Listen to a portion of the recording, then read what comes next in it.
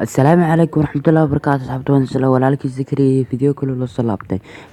Maanta waxaan tusayaa asxaabta sida fiidiyoda dawatay historygooda loo delete gareeyo. Laakiin macnaha waxaan ka wadaa waxaad dawatid oo dhan meel bay geliyaan oo dad kale waa arki karaan.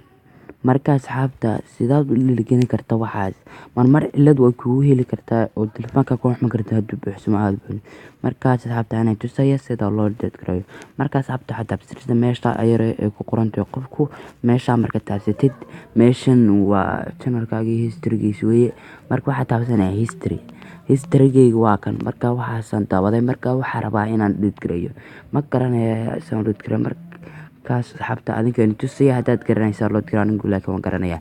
Markaas asxaabta waxaad taabsanaysid meesha ay leedahay saddexda calaamadood marka halka taabsada halka marka taabsatin meesha ay ku qoran tahay clear history taabsada.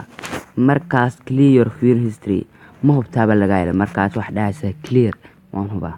Markaas waa kaas asxaabta u dhigreystamay hadda markale ku eega waa kan waa kaas asxaabta waan dirna markaas asxaabta videogan ku caawiyo channelka subscribe garee waa kan channelka subscribe garee fadlan mahadsanid wana video ka dambe asxaabta peace.